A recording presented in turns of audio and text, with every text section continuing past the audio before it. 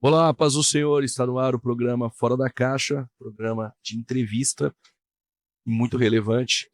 E hoje, para ser entrevistado e abrilhantar ainda mais este programa, está comigo o pastor, teólogo brasileiro, Paulo Sérgio Batista, da Igreja Batista Bíblica Betel, ali em Guarulhos.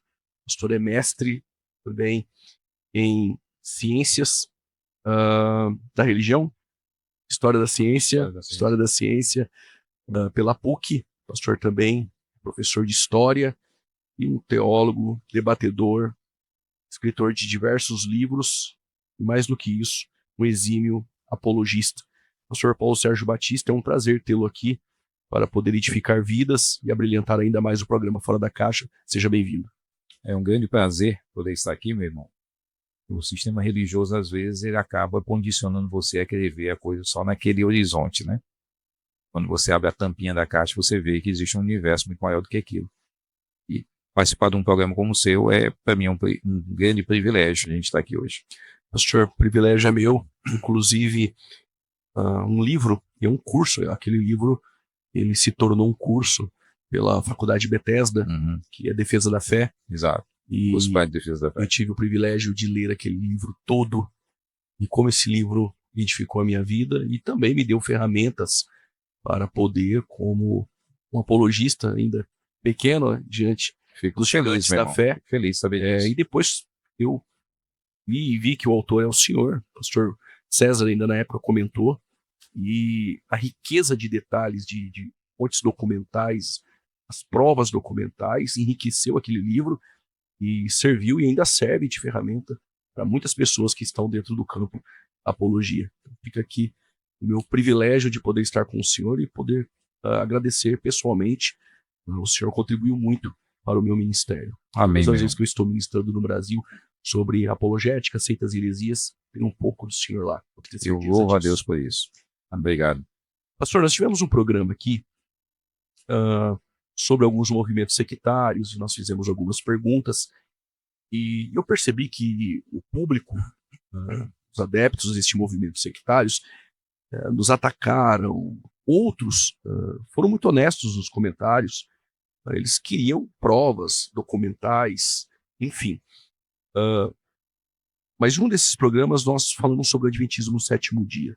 Antes de ir para as perguntas sobre os erros doutrinários, a primeira pergunta que eu gostaria de fazer ao senhor, tem um conhecimento vasto sobre o assunto, é a origem do Adventismo no sétimo dia. Onde ele começa, por que começa, que ano ele começa, se assim podemos dizer. Pastor Juliano, é assim, o Adventismo, ele é um movimento que se junta, ele é um movimento muito grande nos Estados Unidos, um movimento que junta gente de várias igrejas, então ele não é uma igreja. Miller não estava fundando uma igreja, Miller não era alguém que se colocou como um fundador de uma igreja que estava juntando pessoas, mas o movimento millerita, ele vai arrastar multidões com essa pregação da volta iminente de Cristo. Em 43, tem uma discussão, o pessoal fala muito, a data de 44, mas na verdade o Miller ele marca uma data da volta de Cristo, e essa data depois, eles, na verdade, eles vão recalculando. Ellen White, ela é bem jovem ainda, quando tem esse movimento, né? Quem livro muito é um autor norte-americano, um autor estadunidense, é o Ronald Numbers, né? Profetisas da Saúde, né? O estudo de Ellen White. Esse livro é um livro muito esclarecedor, interessantíssimo sobre esse período da vida da Ellen White e esse movimento da saúde, como ela entra, ou como ela encontra Miller, né? Inclusive esse presente que me deu foi o Rodrigo Custódio, lá do Para que Possamos. Encontrei com ele lá nos Estados Unidos, ele me deu de presente esse livro. Então, esse movimento é um movimento de igrejas, que vão juntar várias igrejas, né, várias pessoas de igrejas ali, marcando essa volta iminente de Cristo. Jesus não volta na data. Samuel Snow, um milerita, ele recalcula essas datas, joga a data seguinte, Jesus não volta. E aí esse movimento ele vai acabar, porque o Miller não vai dar continuidade. Miller vai voltar para a igreja dele, a igreja batista, onde ele saiu. Ele vai morrer, se não me engano, em 1849, em comunhão com essa igreja. Mas aí tinham vários movimentos, e Ellen White vai fazer parte de um movimento e vai dar continuidade a essa ideia da volta de Cristo. E aí eles vão tentar agora criar uma resposta para a frustração. Porque se o movimento milerita era um movimento de Deus, por que ele não cumpriu a mensagem central, que era a volta de Cristo? Então, essas pessoas vão se reunir agora e vários grupos vão repensar, né? Miller, ele acertou nisso, mas aquilo não. Então, por exemplo, o grupo que a Igreja Adventista mantém, não é? A Igreja Adventista vai ser influenciada, eles vão ter a resposta é o seguinte: não, nessa data não houve Jesus, não veio para a Terra, foi uma compreensão errada. Na verdade, Jesus saiu do lugar santo e entrou no Santo dos Santos, no céu. Então, essa profecia não teria relação direta com a volta de Cristo para cá. Mas ele saiu do lugar santo e entrar no Santo dos Santos e pronto. Então se respondeu a questão, se deu uma resposta. Foi daí que surgiu essa questão dos adventistas acreditarem na purificação do santuário que Jesus teria iniciado, né, a partir da data, saído do lugar santo, ou seja, desde que Jesus ascendeu, ele não tinha entrado no Santo dos Santos, no tabernáculo celestial. Ele só entra a partir daí para começar o juízo investigativo, né? Por isso que nenhum adventista pode dizer que é salvo. Jesus ainda está olhando os relatos, né, de tudo aquilo que vai ficar, para depois definir quem de fato herdará a vida. Qualquer adventista fala, eu sou salvo, ele não pode falar que é salvo. Ele não pode ter essa certeza.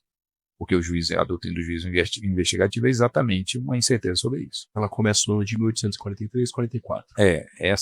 Essa tentativa de resolver, ele não veio visível, não teve uma vinda visível. Então, que movimento foi ele? Foi um movimento invisível no céu. É mais fácil resolver assim, né?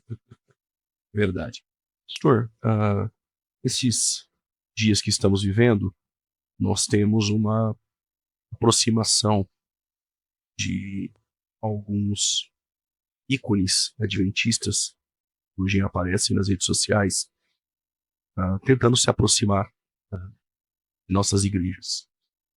Essa aproximação, ela parece ser um tanto que perigosa. O adventismo, ele é exclusivista porque a mensagem nas redes sociais do adventismo não é essa. Somos todos irmãos.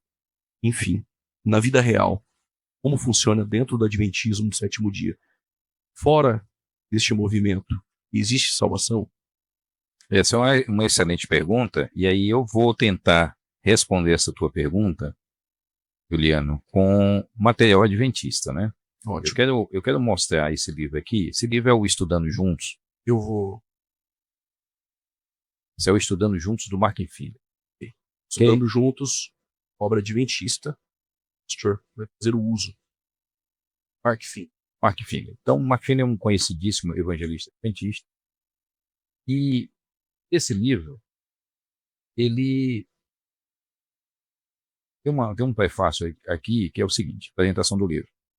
Tem em suas mãos uma mina de informação com Max Filho, ex-orador do programa Está Escrito, evangelista de renome mundial. Ele é um evangelista, preste atenção nessa informação. Essas informações precisam ser combinadas com a vida dedicada a Jesus Cristo, somada a orações profundas e sinceras, de intercessão a favor do derramamento do Espírito Santo com todo o poder da chuva seródia. À medida que ela for cobrindo a terra, o impacto sobre o nosso mundo será maior que foi no Pentecostes, e maior do que foi no Pentecostes, e o nosso Senhor virá, e orando para que o zelo de ganhar almas para Jesus Cristo se torne também a força motivadora da nossa vida. Então, no prefácio do livro, deixa bem claro que ele é um livro de evangelização, certo? E que essa parte de evangelização que seja o que motiva o leitor desse livro. Na introdução, na página 9, como usar este manual de forma mais eficiente, ele diz, tem aqui, terceiro ponto, uma breve descrição dos vários grupos religiosos e denominações com sugestões para abordá-los no Espírito de Cristo. Preste bem atenção. Nessa introdução, ele vai citar grupos religiosos e denominações com sugestão para você abordá-los no Espírito de Cristo. Abordá-los para quê? Para evangelizar. Ok? E aí ele continua. A palavra de Deus contém um poder que transforma a vida.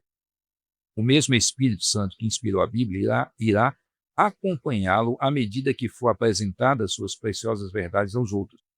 Trabalhando por seu intermédio, o Espírito vai aplicar as verdades das Escrituras em outras vidas. Isso é interessante a gente notar essa afirmação. Agora, vamos lá. Que grupos? Aí ele vai falar aqui, ó. Perguntas comuns acerca da salvação. Então, na página 25. É um livro para evangelizar. Ok? Aí a pergunta é: evangelizar quem? Capítulo, parte 3, compreendendo as igrejas. Então, eu tenho quais? Batistas, na página 125. Vou pegar os batistas aqui, só por um exemplo. Aí ele vai falar: algumas crenças doutrinárias tidas em comum com os batistas. A Bíblia como única regra de fé, salvação apenas pela graça, a divindade, a doutrina da segunda vinda de Cristo, batismo por imersão, separação entre igreja e Estado. Então ele mostra alguns dos principais erros doutrinários dos batistas e como refutá-los: arrebatamento secreto, imortalidade da alma, tormento eterno, uma vez salvo, salvo para sempre, santidade do domínio, a lei anulada em Cristo. Como trabalhar com os batistas? Então, ao se aproximar dos seus amigos batistas, aborde aqueles pontos que temos em comum. Não entre imediatamente numa discussão acerca do sábado, mas fale sobre Jesus. Devemos dar ênfase à salvação pela graça. Enalteça a importância que há em compreender a base da justificação como um ato redentor de Deus efetuado na cruz. Enfim.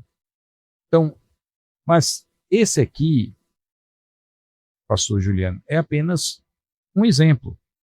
Eu tenho depois como evangelizar, tudo no mesmo pacote, capítulo 3. Batistas, igrejas da Bíblia não denominacionais, budistas, católicos, cientistas cristãos, igreja de Cristo, episcopais, hindus, muçulmanos, testemunhas de Jeová, judeus, luteranos, metodistas, mórmons, nazarenos, pentecostais, presbiterianos, existencialistas, ex-adventistas do sétimo dia, batistas do sétimo dia, Igreja Universal do Reino de Deus, Nova Era, e depois ele tem aqui o final, o poder intercessório, o poder da oração intercessória.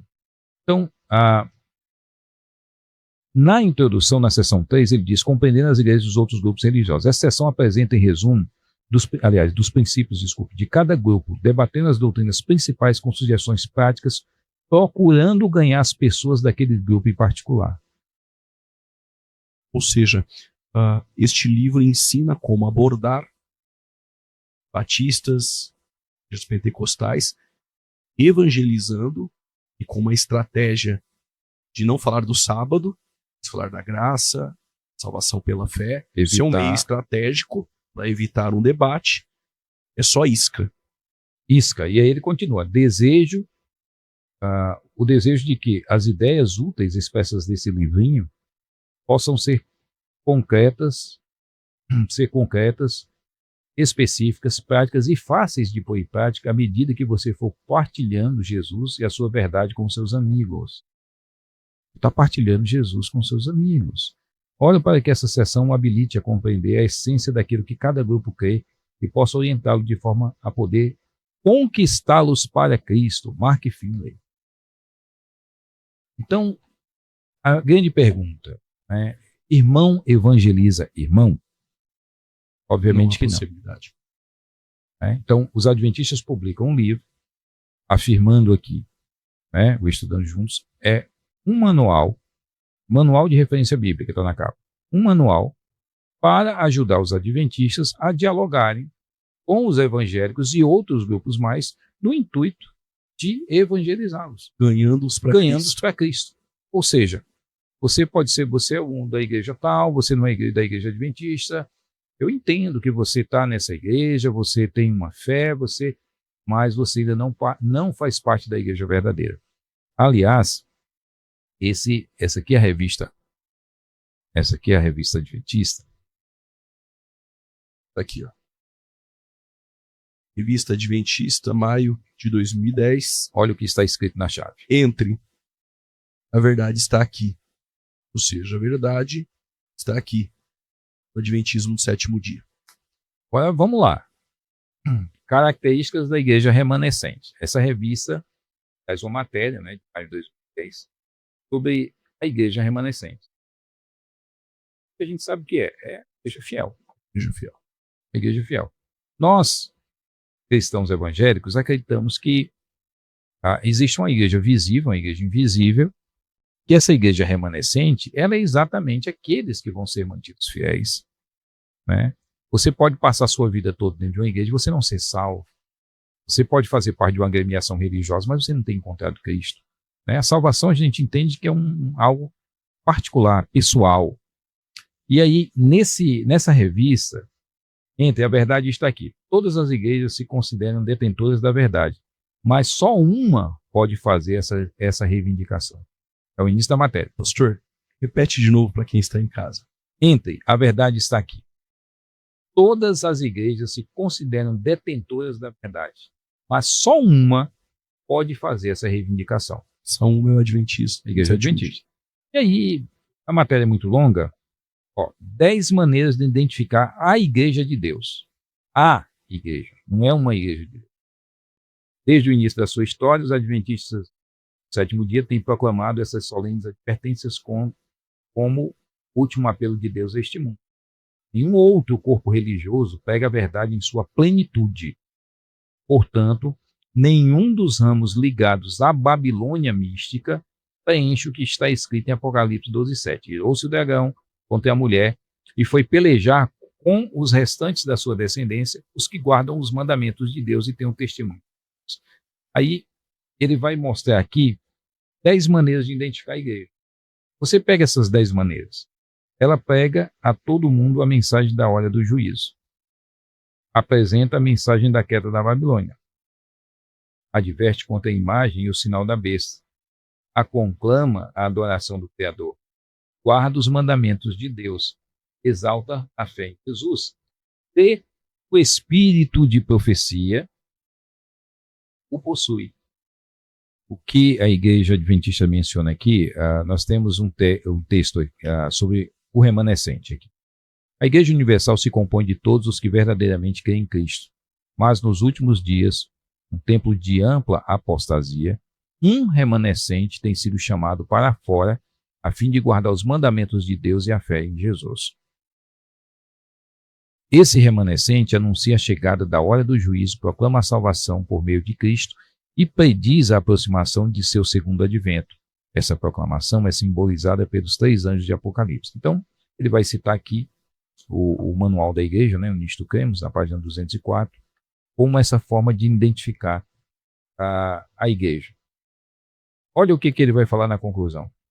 Como vimos, o conceito de remanescente desfila pelas páginas da Bíblia, do Gênesis ao Apocalipse. Nos tempos do Antigo Testamento, o remanescente era composto de sucessivas gerações de israelitas, o povo escolhido de Deus. Mas quando os judeus rejeitaram o Messias, o reino de Deus foi retirado deles como povo e dado a uma nação de crentes em Cristo. Finalmente, ao se iniciar o tempo do fim, Deus suscitou um movimento profético para restaurar, viver e proclamar a verdade contida em Apocalipse 14:6. Essa missão não exclui quem quer que seja, mas requer a existência de um povo que viva de acordo com Apocalipse 12:7, 14:12, a fim de que as pessoas sinceras que estão espalhadas por todas as denominações conheçam a plenitude da mensagem para este tempo do fim. Para este tempo. O fato de uma pessoa ser membro da Igreja Adventista do Sétimo Dia não a credencia automaticamente como parte do povo escolhido. É preciso que ela tenha fé em Jesus, guarde os mandamentos. Deste modo, ela estará habilitada para cumprir a missão que lhe foi confiada. Ou seja, a Igreja Adventista do Sétimo Dia deixa bem claro essa matéria, que, de fato, ela se tem uma igreja física, mesmo que eles dizem, olha, uma pessoa pode ser adventista, mas pode não fazer parte da igreja remanescente, né? Então, mesmo que ele admita isso, como nós admitimos que existem não salvos dentro da igreja, Exato. né? Eles admitem isso, eles reconhecem que, como grupo, a igreja adventista é essa igreja verdadeira. Fora dela não existe salvação alguma. Não, as outras igrejas todas fazem parte da Babilônia, né? Que é o mesmo linguajar das Testemunhas de Jeová. Babilônia, né? Que é o império mundial da religião falsa. As Testemunhas de Jeová chamam todos os grupos religiosos de Babilônia. Babilônia é grande. É verdade. Né? E é interessante, porque Testemunhas de Jeová e Adventistas, desde o princípio, né? O Charles Taze Russell, ele nasceu na igreja, ele foi presbiteriano, né? Ele foi presbiteriano e depois ele saiu da igreja presbiteriana por discordar de algumas doutrinas essenciais e ele voltou à fé, ele mesmo declarou, né? Ele mesmo voltou à fé cristã através de uma mensagem de Jonas Wendell, um pregador adventista da igreja cristã do Advento, não era adventista sétimo dia, era cristã do Advento, Jonas Wendell, e ele voltou a ter fé a partir daquele encontro, num culto, né? Ele relata isso no escrito dele. É interessante, porque durante muito tempo compartilharam várias doutrinas. Os adventistas hoje acreditam na Trindade, defendem a Trindade. Mas no passado não. Até no passado recente publicaram obras falando que Jesus tinha natureza pecaminosa. Foi gerado com natureza pecaminosa. É um outro Jesus. Parece não ser o que... Não, e até entra em contradição com outros escritos. Né? Professor, existe comprovações documentais de que o Adventismo do sétimo dia cria anteriormente que Jesus ele tinha uma natureza pecaminosa? Aqui, esse livro é um livro interessante.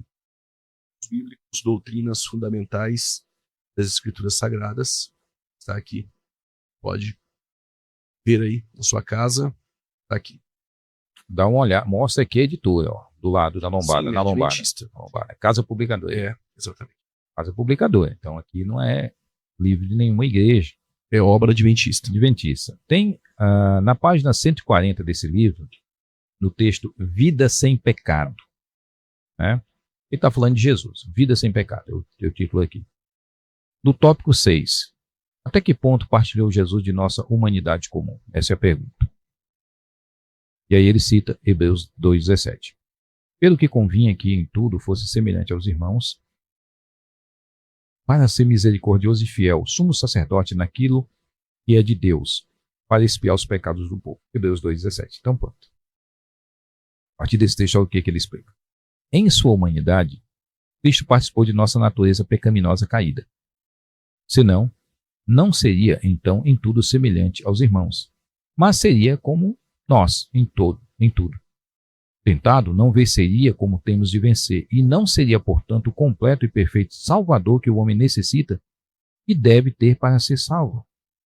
A ideia de que Cristo nasceu de uma mãe imaculada ou isenta de pecado, sem herdar tendência para pecar, e por isso não pecou, põe-no à parte do domínio de um mundo caído, e do próprio lugar onde é necessário o auxílio. De sua parte humana, Cristo herdou exatamente o que herda todo filho de Adão, uma natureza pecaminosa. E aí ele continua, né? Do lado divino, desde a sua própria concepção, foi gerado. Então, nessa obra adventista, da Casa Publicadora Brasileira, né? Ela é uma tradução do autor em português de 87, os adventistas admitem que Jesus tem uma natureza pecaminosa, né, caída, porque se Jesus não tivesse uma natureza pecaminosa caída, como é que ele poderia ser o nosso Redentor no sentido de ser como nós, ou ter assumido a nossa natureza, né? Esse aqui é um outro livro, A Humanidade de Cristo, né? Ellen White, A Humanidade de Cristo. Vou mostrar aqui para quem está em casa, Ellen White e A Humanidade de Cristo. Este livro também publicado pelos próprios adventistas. E aí o que ele faz aqui, né? do Woodrow Wilson. Cristo veio ao mundo com a natureza de Adão antes e depois da queda? É uma pergunta que ele faz, né? Com a natureza de Adão antes ou depois da queda? É a pergunta que ele faz e parece interagir com esse tipo de pensamento que está aqui. Opa, desculpa. Nos estudos bíblicos. Nos estudos bíblicos. E aí, Cristo realmente pode se identificar conosco? Ele diz, os argumentos dos que alegam que Cristo tinha que ser exatamente igual aos seres humanos pecaminosos para que pudessem identificar-se com eles, caem por terra face a um implacável fato da história humana. Todos pecamos, mas Cristo nunca pecou. Pense nisso por um momento. Quer dizer, aqui ele vai contra o que está na outra literatura. E ele vai tentar fazer uma defesa, né? Se Cristo tivesse sido enganado pelas tentações de Satanás, página 146, e houvesse exercido o seu poder miraculoso para livrar-se de alguma dificuldade, ele teria rompido o contrato feito com seu pai, de ser alguém provado em lugar da raça. Foi tão difícil para ele manter o nível de humanidade como é difícil para o homem elevar-se acima do nível baixo da sua natureza depravada e ser co-participante da natureza divina. Em Cristo foram unidas as naturezas, humana e divina. Isso aqui, esse livro é todo enxertos de textos de Ellen White. Ao tomar a natureza humana, Cristo ficou apto para entender a natureza das provações do homem, todas as tentações com as quais é assediado. Tá? Foi por ordem de Deus que Cristo levou sobre si a forma e a natureza do homem caído, para que ele pudesse ser aperfeiçoado através do sofrimento. Ele mesmo suportou as tentações de Satanás para que pudesse entender como socorrer os que são tentados. Deixa eu só ver. A identidade de Cristo como um homem, a identidade de Cristo como homem será sempre o poder da sua influência. Ele tornou-se osso de nossos ossos e carne de nossa carne. Ele poderia ter se afastado dos seres caídos. Ele poderia ter tratado como os pecadores merecem ser tratados. Enfim, essa obra aqui, ele tornou-se sujeito à tentação, colocando em perigo seus atributos divinos. Essa é uma afirmação de Ellen White, de 1900, que é muito forte. Ele tornou-se sujeito à tentação, colocando em perigo os seus atributos divinos. Então, haveria uma possibilidade de fracassar sua missão? Essa é uma pergunta que a gente deve fazer. Porque e essa não é apenas uma citação comum de Ellen White, né? Os adventistas eles sempre especularam muito sobre isso. Haveria uma possibilidade de Jesus fracassar na sua missão? Eu acho que acreditar num Deus onisciente fracassaria em sua missão. Que fracassaria na sua missão é difícil você manter. Já pensou, meu amigo? Todo mundo lá no céu, o próprio Pai pensando. Será que vai dar certo? Será que vai concluir?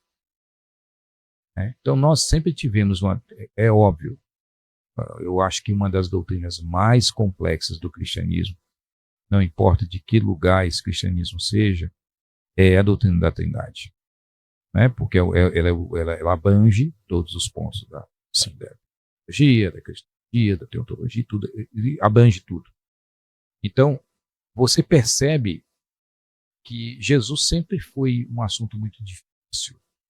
Os evangelistas mesmo, eles não entraram em alguns detalhes. O evangelho fala que Jesus sofre, que Jesus sente dor, que Jesus se compadece, que Jesus se irrita, que Jesus... Enfim, mas como é essa interação? A gente jamais pode seguir um caminho de um Cristo que poderia fracassar. Nós jamais poderíamos admitir um caminho de um Cristo que herdou natureza pecaminosa caída. Então, um momento, a Igreja Adventista, é óbvio, né, que existem discussões. Essa revista, Parousia, é uma revista teológica adventista. Né, a natureza de Cristo para o Ciro. Está aqui. Tá? Conhecido, né? Adventistas. Conhecida, é a revista teológica adventista. A encarnação e o Filho do Homem, os temas que estão nessa revista. A natureza de Cristo, a questão soteriológica, qual natureza humana Jesus assumiu. Então, ele menciona aqui na página 34, Cristo veio ao mundo para restaurar o relacionamento, não para continuar na separação. Portanto, ele veio semelhante a nós, como um ser humano fisicamente falando, mas não mesmo que nós, em relacionamento rompido com Deus espiritualmente falando. Emanuel, ou Deus conosco, significa que ele transpôs o abismo entre o homem e Deus. Isso é ortodoxo. A gente acredita nisso. Ele permaneceu em relacionamento ininterrupto com Deus. Ele permaneceu espiritualmente impecável. Tem alguns posicionamentos que os adventistas possuem. Vou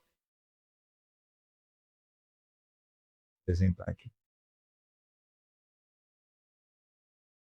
Ele vai falar sobre alguns posicionamentos na história do cristianismo, sobre a controvérsia ariana, sobre o apolinarismo, o nestorianismo, alguns movimentos que aqueles que estão acostumados a discutir sobre esse assunto conhecem, né?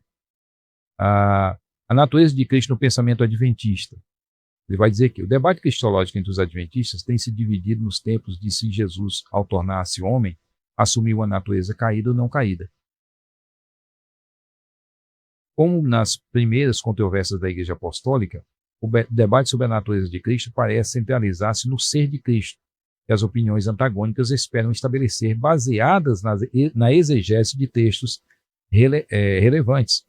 Todavia, ao contrário dos mais antigos debates, as posições caída e não caída do pensamento adventista concentram-se na natureza da humanidade de Jesus, sem tratar explicitamente da relação entre a sua divindade e humanidade.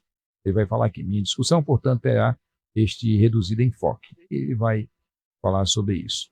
A grande questão é, mesmo discutindo, ele admite aqui que esse assunto dentro do adventismo, se Jesus possuía ou não a natureza caída, que é a posição desse livro anterior aqui, do Estudos Bíblicos, era uma posição comum dentro da igreja. Comum.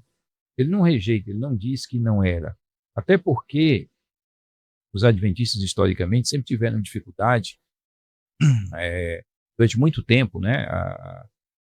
Os adventistas eles não criam na Trindade, a igreja adventista não cria na Trindade. Aliás, esse livro é do George Knight. George Knight Busca de identidade. Busca de identidade. Desenvolvimento das doutrinas adventistas. Está aqui. O George Knight, nesse livro, né, ele é um grande historiador adventista, e logo no começo dessa obra, ele faz a natureza dinâmica da verdade presente. É interessante, as testemunhas de Jeová, se você já conversou com a TJ, você vê a testemunha de Jeová, ela diz assim, ela cita o texto de Provérbios, que diz, a vereda do justo é como a luz da aurora que vai brilhando mais e mais até o dia ser firmemente estabelecido. E aí eles falam o seguinte, tá vendo? A verdade de Deus, ela é dinâmica, é estática. Ou seja, o que é verdade hoje pode mudar amanhã. Ela é dinâmica.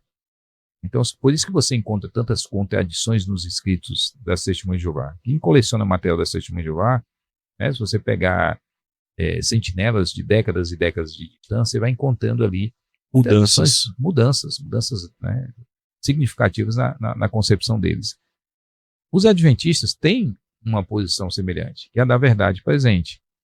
Olha o que esse é um livro publicado pela casa publicadora adventista. Ele vai dizer, a maioria dos fundadores do adventismo do sétimo dia não poderiam unir-se à igreja hoje, se tivessem de concordar com as 27 crenças fundamentais da denominação. Hoje já são mais de 27. Para ser mais específico, eles não poderiam aceitar a crença número 2, que trata da doutrina da Trindade. Para Joseph Bates, a Trindade era uma doutrina antibíblica. Joseph Bates foi um dos fundadores da Igreja Adventista. É ele que vai, influenciado por uma jovem, né, batista do sétimo dia, ele que vai trazer essa questão da guarda do sábado, o Adventismo. Ele vai dizer, então ele não cria na Trindade. A Trindade era uma doutrina antibíblica. A Trindade não era uma doutrina bíblica. Ou seja, se a Trindade não era bíblica, aí eu não tenho como pensar na doutrina da Trindade sem pensar obviamente nas três pessoas, né? Então, que tipo de cristologia o Bates tinha? Que tipo de visão sobre Jesus ele tinha? Que Jesus era divino, com a mesma natureza do Pai, um Cristo inferior. Porque durante muito tempo a igreja adventista foi ariana. E aí ele continua aqui. Para Tiago White, lembrar que Tiago White é o marido de Ellen White. Tiago White. Ela não passava de um antigo absurdo trinitariano. Ou seja, o adventismo já negou a doutrina da Trindade. Da Trindade. Aí ele continua. Para M. Cornell, era um fruto da grande apostasia, junto com doutrinas falsas, como a observância do domingo e a imortalidade da alma. Semelhantemente, a maioria dos fundadores do Adventismo do Sétimo Dia teria dificuldade em aceitar a crença fundamental 4, que afirma a eternidade e a divindade de Jesus. Para John N. Andrews, o Filho de Deus teve Deus por Pai em algum ponto da eternidade passada no princípio dos dias. E J. Wegener, do alto da sua popularidade alcançada em 1888 em Minneapolis, escreveu em 1890 que houve um tempo em que Cristo procedeu e emanou de Deus, tempo tão recuado nos dias da eternidade, e para a compreensão finita é como se fosse desde o início, ou como se fosse, aliás, como se fosse sem início, como se fosse, não que era. Uri Smith, por exemplo, não apenas negava a trindade e a eternidade do Filho, a exemplo de muitos de seus irmãos de fé, mas também, como eles, retratava o Espírito Santo como aquela divina e misteriosa emanação pela qual eles, o Pai e o Filho, levam avante a sua grande e infinita obra. É o mesmo conceito das testemunhas de Jeová. Uma forçativa. A pneumatologia. O mesmo conceito. Não tem o que mudar aqui. Outras crenças que eles mantinham em comum com a maior parte dos adventistas durante o final da década de 1840, começo da década de 1850, era que o sábado começa às 18 horas da sexta-feira e vai até às 18. Então ele vai mostrar algumas outras questões aqui. Ou seja, um livro adventista, né, de um escritor adventista, George Knight, onde ele afirma que a igreja adventista não cria a Trindade, ela simplesmente não defendia uma doutrina trinitariana, e por isso que a gente vê nesses outros escritos resquícios, Juliano, desse antitrinitarismo. Né? Então eles tinham uma visão muito equivocada de Cristo. E não só, obviamente, todo mundo que tem uma visão equivocada de Jesus, isso vai repercutir naturalmente na obra de Cristo. Você pode olhar, qualquer movimento que tem uma visão errada de quem é Cristo, vai ter como consequência, um corolário, vai ser exatamente deturpar o que era a mensagem de Jesus. E aí nós vamos pensar o seguinte, nesse período eles vão dizer, mas nesse período ainda não existia a igreja adventista.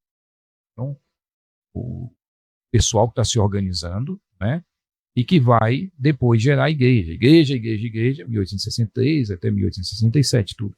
Mas são esses cabeças que vão dar continuidade. Quero mostrar depois umas citações. Aliás, deixa eu ver essa revista aqui sobre Trindade. Mostra aqui essa parousia. É a mesma revista teológica. A Trindade nos escritos de Ellen Gold White. A revista trata exclusivamente sobre a doutrina da Trindade. Aquela outra é sobre a natureza de Cristo. Exatamente. Essa aqui sobre a questão da Trindade. Então, eu fiz algumas marcações aqui que são interessantes. Ela vai fazer algumas afirmações. Ela vai mostrar aqui, ele vai falar aqui. Ellen White refuta claramente a afirmação de que todas as doutrinas da Trindade são a mesma e que a objeção a uma exige a rejeição de outra. Ela está distinguindo claramente entre duas variedades de cristianismo. Eles vão dizer, por exemplo, Ellen G. White condena a opinião da Trindade de Kellogg, o cara lá do Sucrilhos, tá? Filho do Kellogg. É ele. Em termos, ele se tornou, se não me engano, panteísta, ele apostatou do adventismo. Em quase idênticos àqueles usados por seu suposto Tiago, seu esposo Tiago, em 1846, quando ele condenou o velho credo trinitariano não escriturista. Então, ela vai tentar, eles vão tentar aqui admitir que Ellen White tinha uma visão trinitariana um pouco diferente e que, na verdade, se estava combatendo as ideias de formas de trinitarismo equivocadas. Né? Então, existem formas de cristianismo, de trinitarismo equivocado. E aí ela estaria tentando restaurar essa verdade. O fato é, deixa eu só pensar, um panfleto publicado em 1897 trazia o próximo componente importante da sua doutrina em Deus, em desenvolvimento, o de que o Espírito Santo é a terceira pessoa do divino. Então, nós estamos falando de 1897, um panfleto que estava falando, onde ele disse que ela ainda estava desenvolvendo a teologia dela sobre o Espírito Santo. 1897, certo? Ainda estava em desenvolvimento. Em desenvolvimento. Então havia um anticlericalismo enorme, né? E ela estava ainda repensando alguma dessas coisas. Peraí, mas ela não era profetisa de Deus? Ela não veio para trazer uma revelação, né, para a igreja desse período dos últimos dias? Por que Deus não mostrou isso para Ellen White? Por que Ellen White ainda está questionando uma doutrina ou tentando compreender uma doutrina que o cristianismo já definiu, né? Eu até entendo, Juliano, quando a gente estuda ali o Concílio de Nicéia, né? E o Concílio de Nicéia, ele não é um concílio trinitariano, é importante que o pessoal entenda isso, né? Ele é cristológico. Sim. Nicéia não é trinitariano. Ele é óbvio que ele vai ser a base daquilo que vai se desenvolver no que vem depois. Mas a Trindade é definida entre Nicéia e Constantinopla. Que o Pai era divino, ninguém nunca discutiu.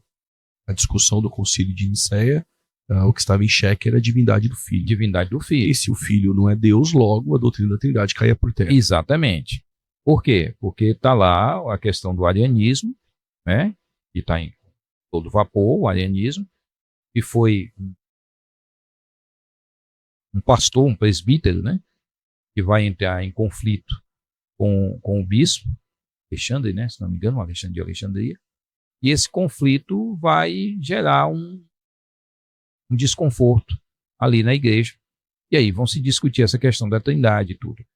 O Constantino, que abre o concílio, o imperador, ele vai ser batizado por um bispo que é ariano, que é o Eusébio de Nicomédia, né? Então ele vai ser batizado.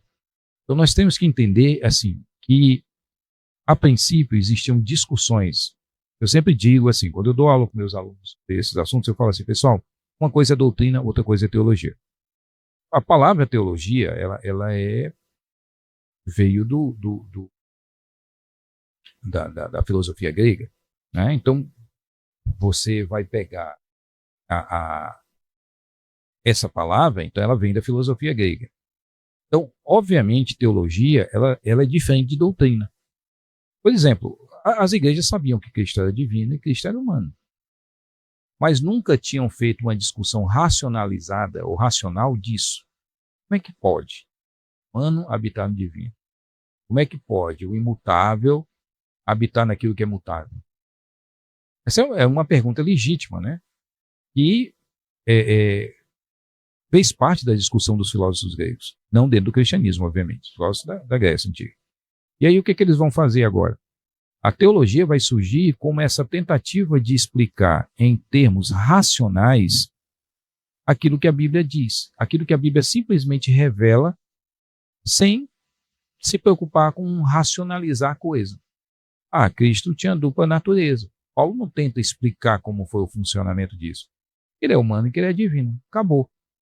Mas a igreja depois ela vai tentar, na busca dessa sofisticação, dessa tentativa dela, porque o primeiro movimento dentro do cristianismo que vai fundamentar a fé cristã é a apologética. E por quê?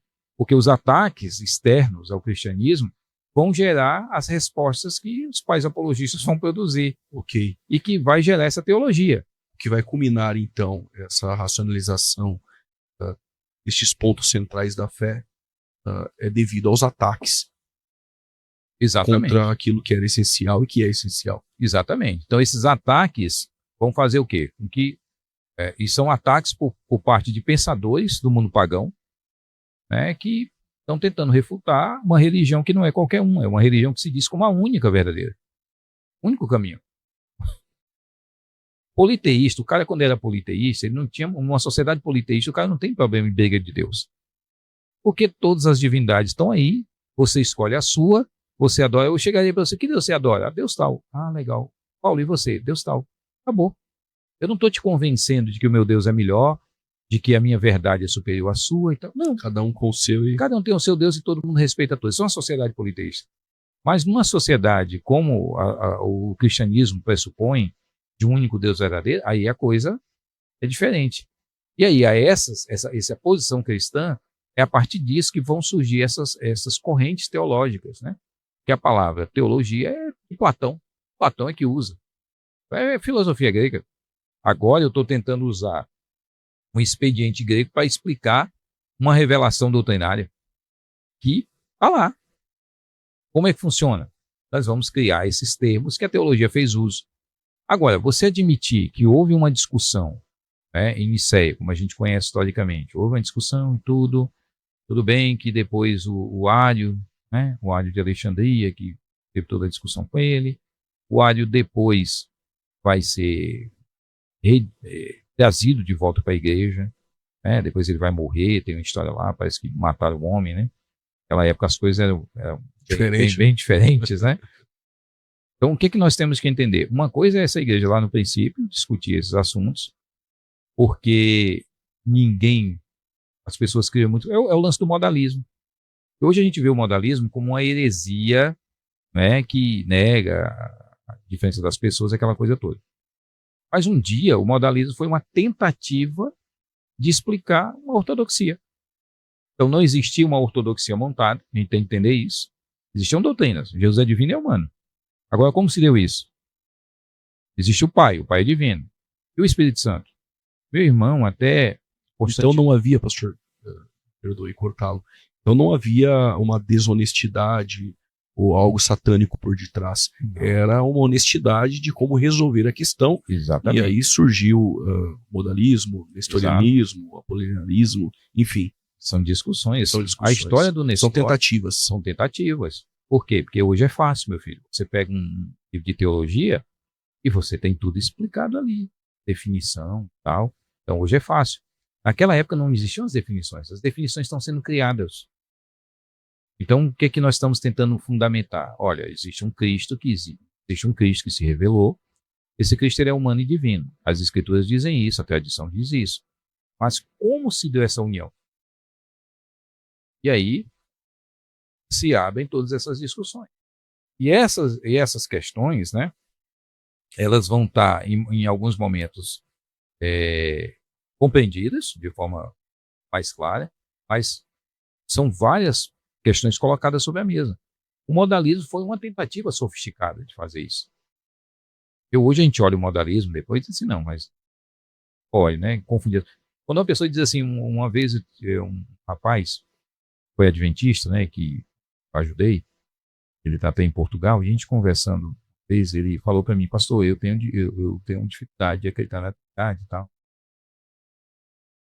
E eu falei para ele, rapaz, o que você faz? Não vai pela minha opinião, não vai pela opinião de ninguém. Faz só o seguinte, lê o Evangelho de João com bem calma. Todas as vezes que Jesus fala da missão dele, fala da missão do Pai. Dá uma olhadinha quando Jesus se relaciona ou menciona o Pai. Quando ele fala acerca do Pai, quando ele fala o que o Pai fala acerca dele. Dá uma olhada nisso. E você vai ver que ou existe separação entre as pessoas, ou Jesus era 13, meu irmão. Porque isso é muito claro. Sim. Inclusive, pastor, o método que o senhor... Quando eu digo que era 13, não é petista, não, tá? Não é petista, não. O método que o senhor usou do Evangelho de João para o nosso irmão é realmente a melhor maneira.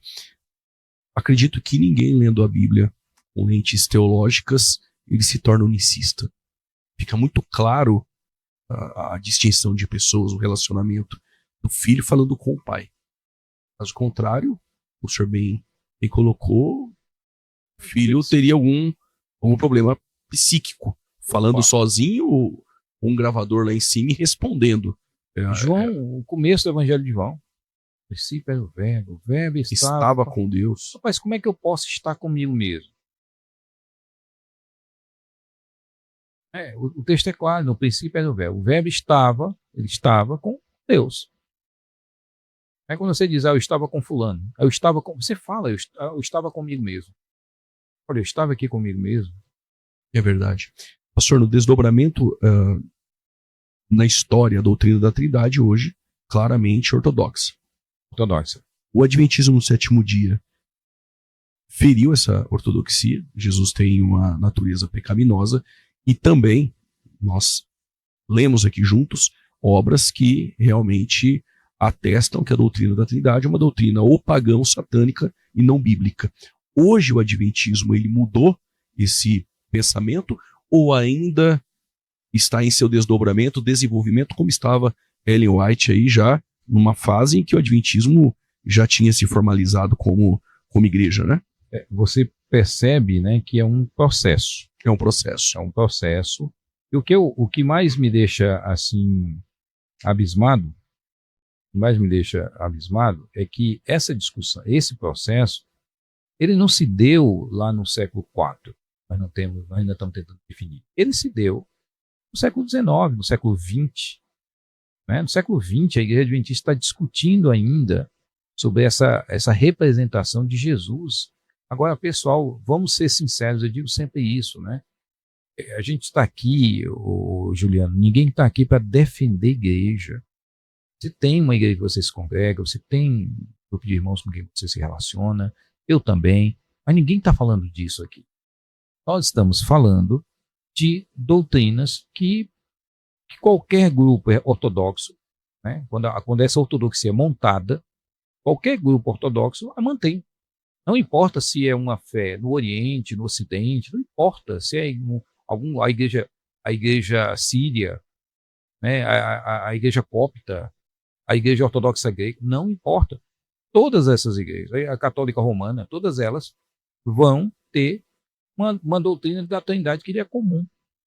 É um ponto passivo. Teve uma época de crise? Teve.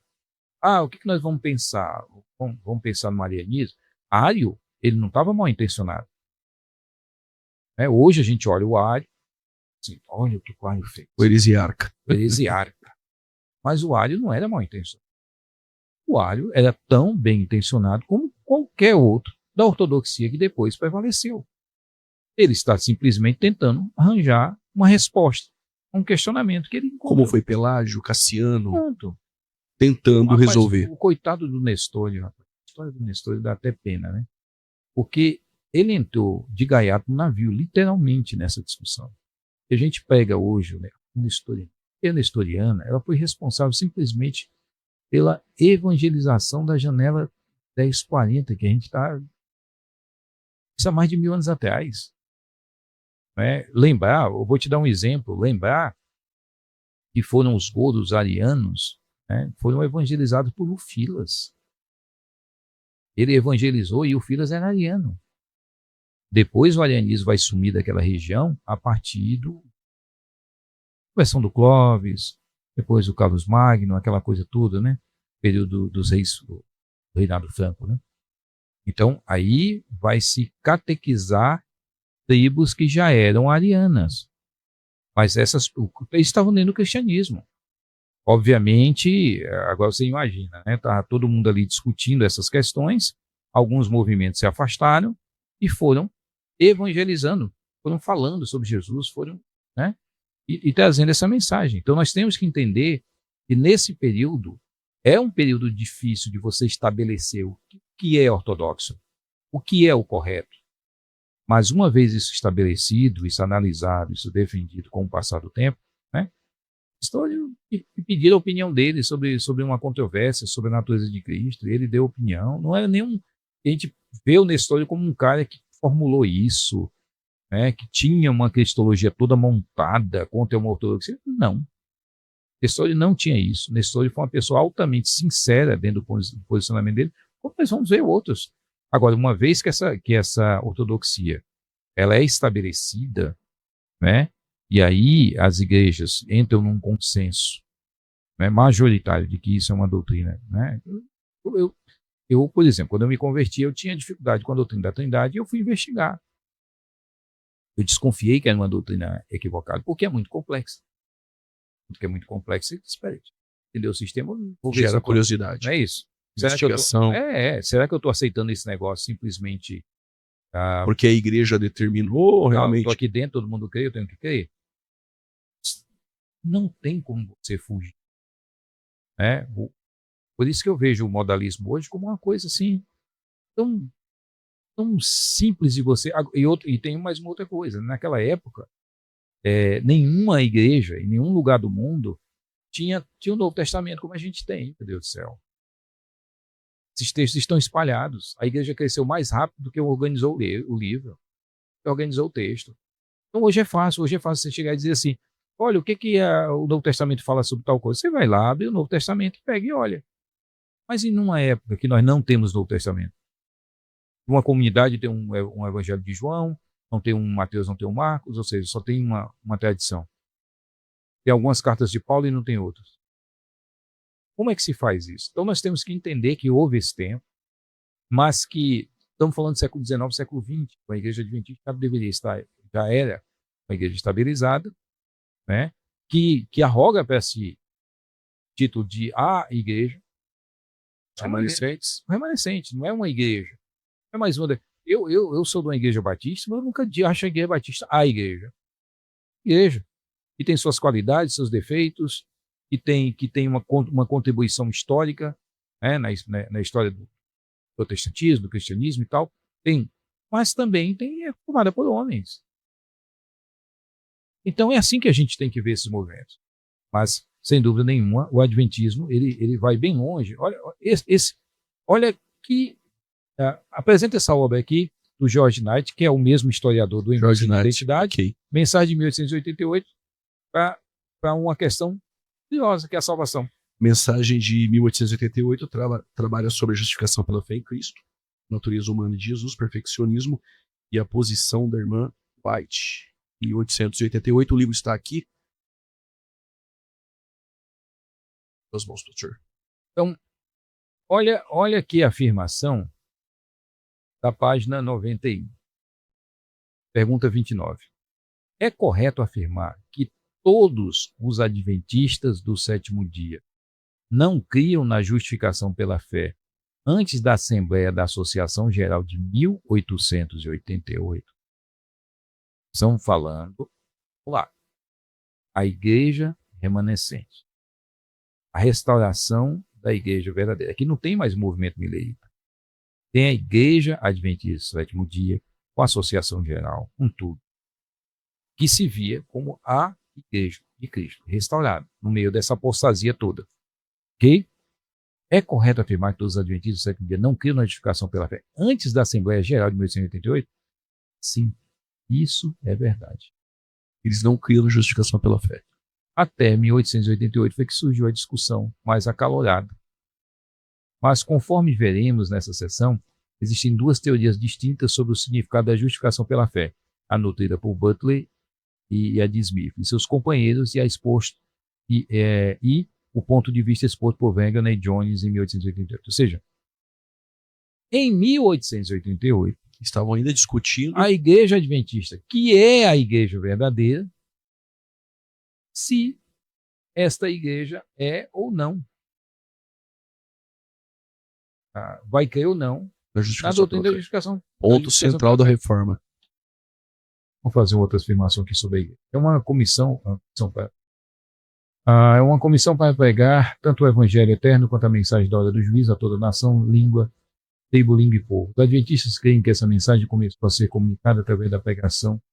Acreditam que a mensagem do século, já que uma das igrejas populares rejeitaram a verdade bíblica e perseguiram o povo de Deus por pregá-lo, ou seja, os adventistas. Eles são o povo de Deus, somente eles. 14:8 também teve seu início na década de 1940. Os adventistas do sétimo dia veem a si mesmo não somente como um povo chamado para continuar a pregação das duas primeiras mensagens de advertência, mas também como um povo especial para pregar a terceira mensagem angelical. E ele vai explicar sobre isso. A igreja adventista, portanto, em 1888, está discutindo e debatendo se a salvação é por fé. Agora se a salvação é por fé, e aí você vê muitos adventistas falando isso. Eu tenho conversado com adventistas ao longo da minha vida, né, e tenho visto que a doutrina da justificação pela fé é uma dor de cabeça para eles, mas eles dizem que isso é muito claro. Isso é coisa de crítico. Mas a guarda do sábado não entraria em atrito, sendo meio de salvação? Eu posso ser salvo não guardando o sábado, rejeitando conscientemente o sábado? Para o adventismo não é uma possibilidade.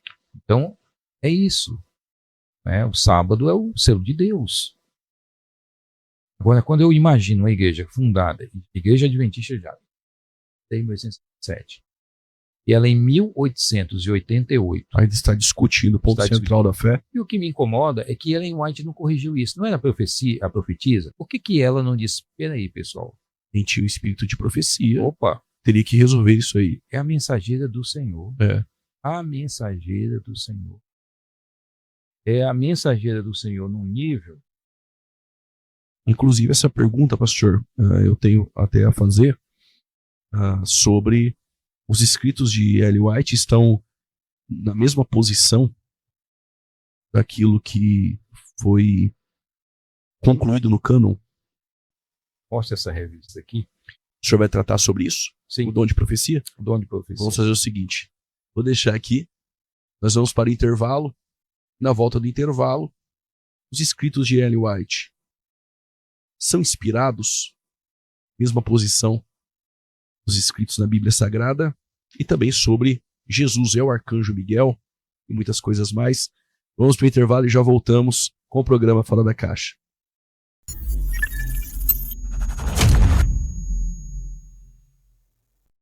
Voltamos com o programa Fora da Caixa, edição de entrevistas.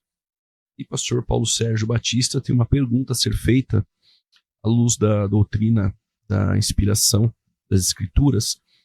É possível afirmar que os escritos de Ellen White possuem caráter profético, inspirado e autoridade normativa para a fé cristã? O que os adventistas falam sobre?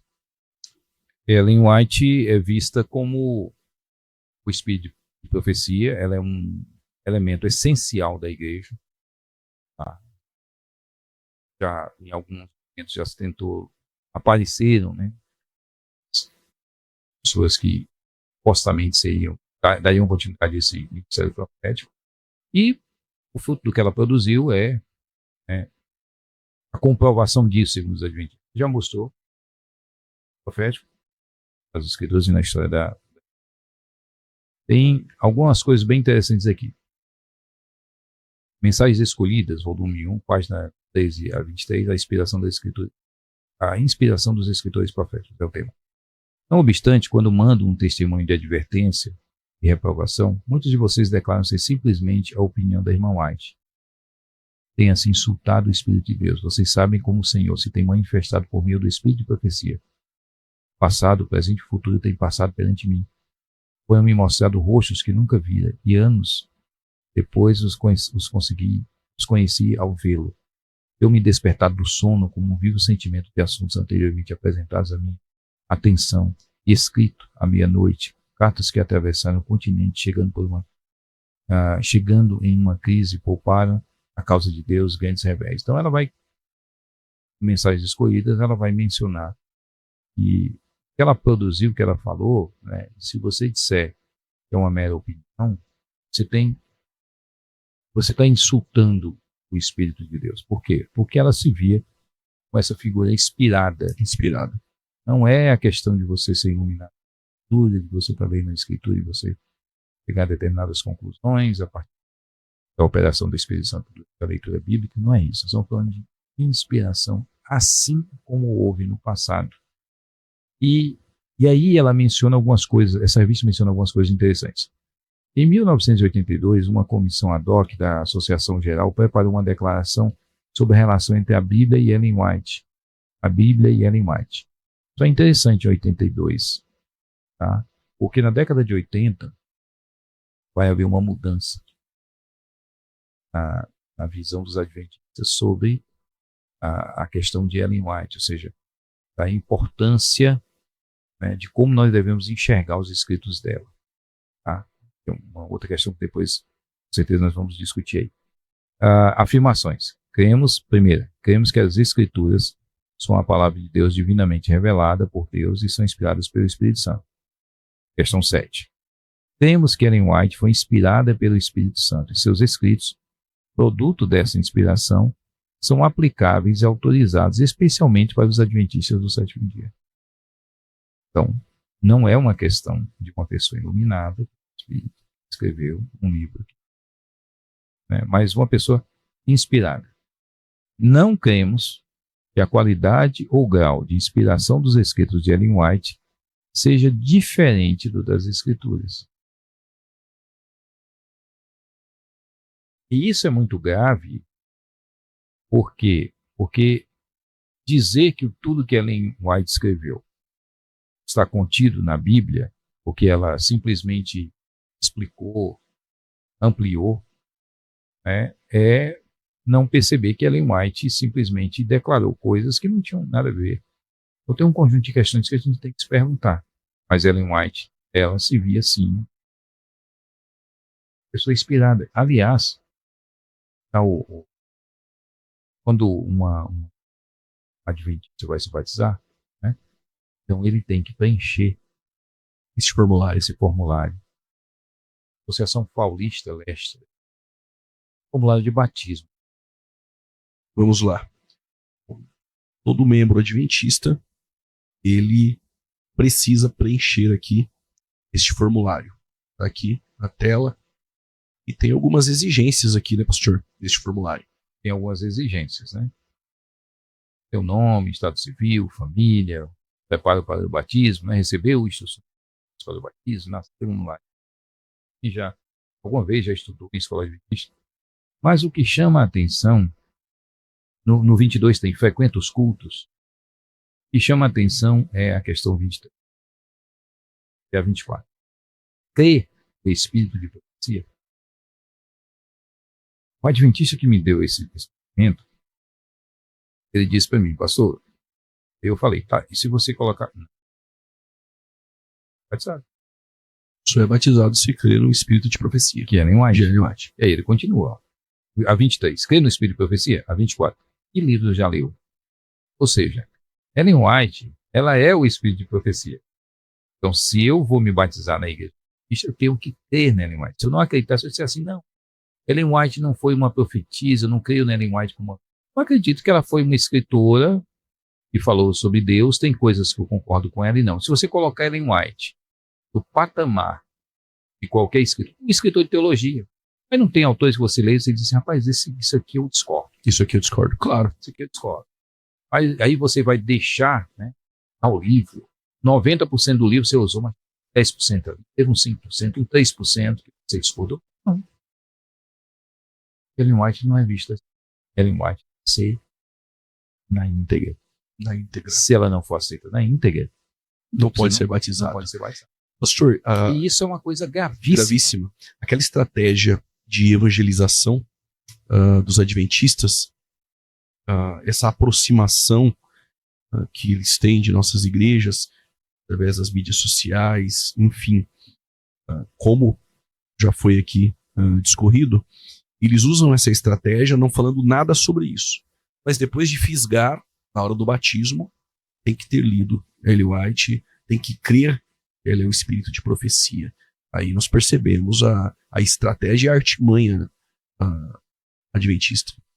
Evita-se totalmente, essa orientação do início do livro, evita-se totalmente qualquer coisa que gere conflito. É o que a gente faz. Eu sempre falo isso, você tem que fazer um ponto de contato. Eu uso Paulo em Atos 17. No Areópago. Paulo está no Areópago. É brilhante. A criatividade dele, a capacidade dele. Por isso que Paulo foi aonde Pedro jamais ia. Não é desmerecendo o Pedro, não. É um grande apóstolo, mas cada um dentro de um propósito do seu quadrado. Aí o Paulo olha aquilo. Pastor, o Pedro admite isso. Pedro diz que ele escreve mais do que ele. Exatamente. Em conformidade com a sabedoria que lhe foi dada. Mas o Paulo chega lá, olha, uma cidade pagã, mas ele começa com elogio. Vejo que vocês são muito religiosos. Qual é o nosso problema às vezes? A gente começa com a crítica. Começa com a crítica. Olha, começa a conversar com a pessoa, já há crítica. O que essa pessoa vai saber? Aí ele começa com elogio, depois usa um ponto de contato, que é o altar Voltar ao texto. Depois, ele é capaz de citar, né, um texto pagão do Inazeus. Eles somos. Isso não está no Antigo Testamento. Ele nem podia usar o Antigo Testamento porque o público é outro. É outro público. É outro público. E Paulo vai construindo isso e dá certo. E dá certo. Ele diz, olha, esse Deus que vocês adoram, sem conhecer em nome dele que eu vim. Então, todo o trabalho de evangelismo com qualquer pessoa de outro grupo religioso, de outro que não seja religioso, mas que você vai conversar com um ateu, você tem que entender o pensamento. Você tem que trazer o ateu para discussões, né? Primeiro, perguntar, mas vem cá, por que você não crê em Deus? E você demonstrar para ele a razoabilidade de crer. Há mais razoabilidade em crer do que não crer. Esse é o ponto, ou seja, buscar um ponto de contato a partir daquilo que o outro tem, não a partir do que você tem, mas do que o outro tem, para você trazer essa verdade, essa pessoa. Ou estudando juntos, explora isso também. Então, óbvio, você evita. Você vai evangelizar um assembleano dizendo para ele que, olha, a igreja é falsa, é só a minha verdade. Aliás, o conceito de seita neotestamentária, né? Os adventistas esperneiam muito, mas a seita no Antigo Testamento, no Novo Testamento, né? Háresis não tem o sentido. Eu concordo com eles. Naquela época, é apenas uma escola, um partido. Né? Não é uma palavra pejorativa em si. Mas, no século XIX, que é o século onde surge o Adventismo, o conceito de seita já é um conceito de algo que tem exclusivismo e foge de uma ortodoxia já milenar. E é isso que o Adventismo é. Nós vimos aqui que Ellen White, na década de 90, virando já para o século XX, e ela ainda construindo ideias teológicas acerca de uma doutrina que, pessoal, trindade. Qual grupo do cristianismo que você conhece, né, que não defenda a trindade, que você admita que não defenda a trindade? O próprio Adventismo, com o tempo, cedeu a essa questão, aceitando a doutrina trinitariana. Eu vejo muita gente falar assim, esse artigo aqui, né, sobre a trindade aqui, não, é porque tinham várias concepções de trinitarismo na época de Ellen White que eram equivocadas. Meu Deus, tinha vários conceitos equivocados, mas os conceitos certos a gente já tinha estabelecidos há muito tempo. São pilares da fé. Pilares. Agora, se para eu ser batizado, tenho que crer em alguém. O batismo, meu irmão, para ser batizado, eu tenho que crer em Ellen White. Uma pessoa que, na virada... E que, interessante, sabe, o que eu acho mais curioso é que o James White, o marido dela, não era trinitariano, ela não repreende. Ela não corrigiu essa turma toda como mensageira do Senhor. Ela ainda está buscando... Deus nunca explicou isso para ela. Deus nunca esclareceu. Pessoal, ela é a mensageira do Senhor e estou mandando essa revelação para a Trindade, é uma doutrina verdadeira, está nas Escrituras. Bom, ela não corrige. Ela está ainda disputando dentro do grupo com os pensadores antitrinitarianos do grupo, tentando entender a posição e tentando achar uma via. Meu Deus! E aí, Juliana, a gente tem que entender que nós não estamos aqui num programa demonizando uma igreja. Eu acho a igreja adventista, do ponto de vista organizacional, fantástica. Fantástica. Se a igreja adventista um dia mudar as doutrinas, eu vou, como de lá no Ceará, de mala e cuia para lá. Entende? Então ninguém está demonizando. A igreja adventista não teve. Tem muitas. Agora, nós estamos discutindo questões doutrinárias e fazendo essa discussão de um ponto de vista histórico para mostrar para as pessoas que existe, sim, uma incompatibilidade enorme entre você ser adventista e acreditar na história do adventismo como uma revelação de Deus para uma igreja do tempo. Ellen White poderia ter resolvido o problema e nunca resolveu. Pelo contrário. Se é o espírito de profecia, tinha toda a capacidade para que isso acontecesse. Por ordem. E nunca o fez. Pessoas, vários desses, né? Ela teve uma vida muito longa, e vários dos autores que ensinaram o antitrinitarismo morreram acreditando em doutrinas arianas. Ellen White não organizou a igreja. A mensageira do Senhor. É a mulher inspirada por Deus para trazer essa mensagem para a igreja do tempo. Meu Deus do céu. Então tem algo errado. Tem algo muito errado. Pastor, igrejas sérias que dão púlpito para adventistas, o que o senhor pensa sobre? Porque fica claro que para os adventistas nós não somos irmãos. Isso é documentado. Está documentado. Outro aqui. ponto.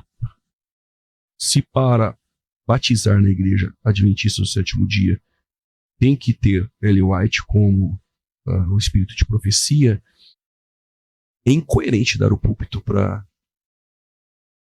pastores adventistas. O que o senhor pensa sobre? Eu acredito que existe um desconhecimento. Juliano, hoje eu dou aula em seminário teológico há muitos anos. E hoje eu vejo que esses temas são temas que não são mais tratados no seminário. Ou seja, muitos pastores estão sendo formados sem uma análise mais crítica desses movimentos.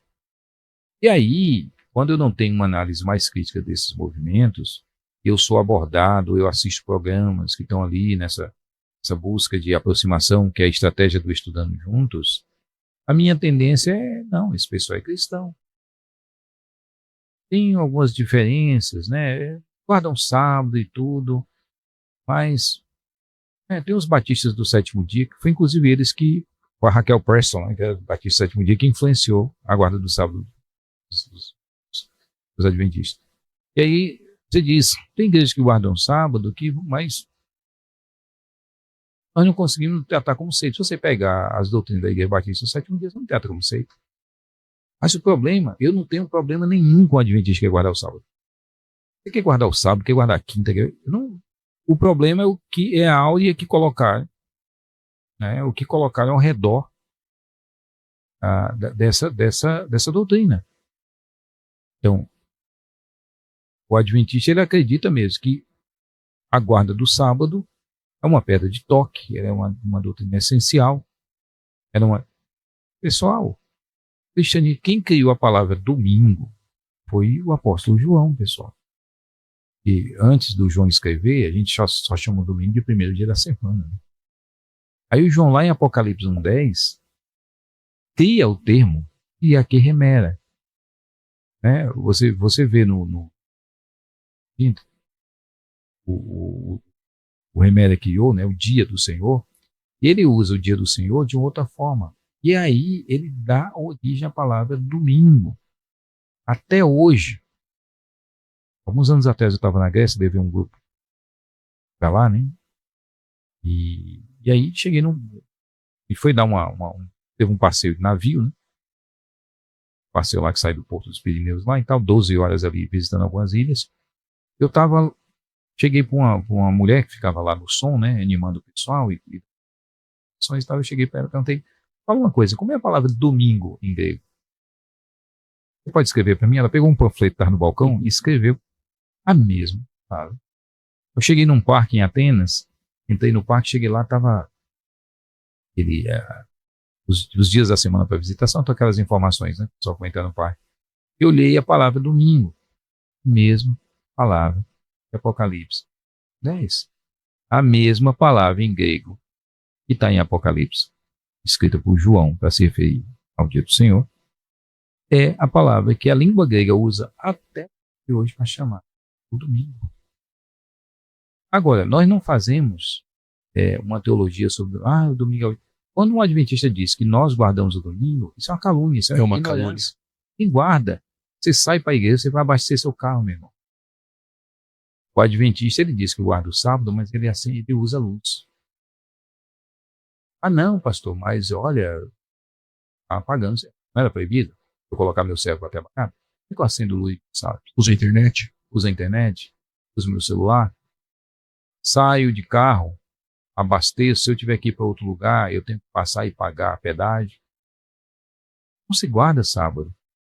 O adventista não guarda o sábado. Ele diz que guarda, mas ele vive violando o sábado, vive violando o sábado, vive violando o sábado. Porque numa estrutura de mundo que nós usamos, né, ele continua fazendo consumo e pagando pessoas para prestarem serviço, pagam serviços que são prestados por pessoas que estão trabalhando no sábado. Energia, água, internet. Então, a grande questão é, essa doutrina é uma doutrina prática da Igreja Adventista, ou ela é apenas algo falado, mas que na prática não consegue ser vivido pelos adventistas do sétimo dia. E os adventistas continuam nessa matrix achando que estão guardando. Estão. E o sábado é o meio de salvação, o adventismo. É que você vai recusar, né, a guarda do sábado. Como você vai recusar a guarda do sábado no adventismo? Ou seja, ninguém pode ser adventista se não guardar o sábado. Não guardar o sábado. Desobediência à lei de Deus. E desobedecendo a lei de Deus não há salvação.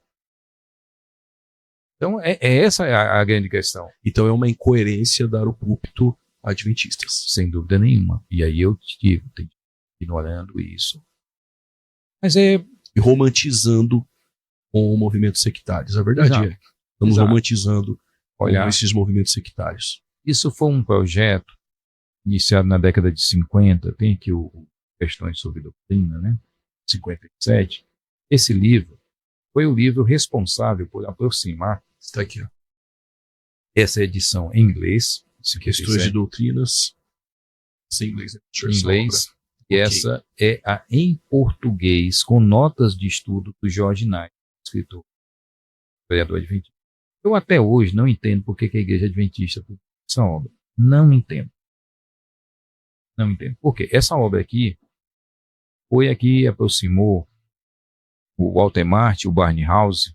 Os dois foram aproximados para discutir sobre as questões relacionadas a se o adventismo era ou não sectário e tudo. Tem um livro em português, eu acho que você deve lembrar, Juliano, O Império das Seitas. Sim. Eu acho que foi publicado pela Betânia aqui no Brasil, muito tempo atrás, e eram 3 ou 4 volumes, eu acho que 4 volumes. E quando você pega esse livro em português, não tem o adventismo. Quando você pega esse livro em inglês, do Walter Martin, tem o adventismo. Só que o Walter Martin colocou o adventismo à parte. Ele chama até de o quebra-cabeça do adventismo do sétimo dia. Ele não trata no meio dos capítulos de seita. Ele põe um apêndice lá no final sobre o adventismo. Criticando, mas reconhecendo que a igreja adventista era uma igreja.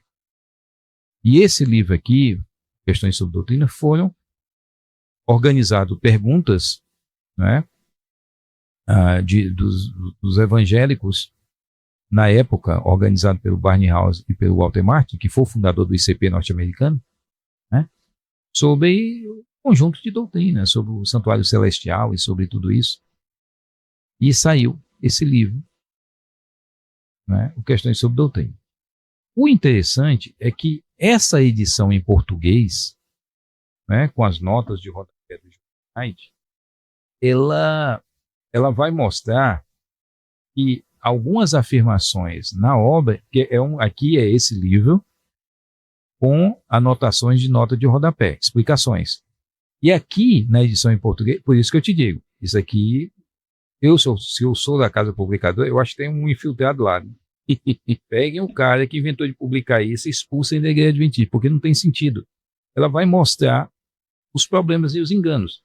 Como resultado, a declaração feita na página 46 da edição, aqui, ó, a declaração mais problemática nessa seção é encontrada na página 48 e 47, em inglês, onde os autores de Questões sobre Doutrina afirmam que nosso povo sempre creu na divindade e na existência de Cristo.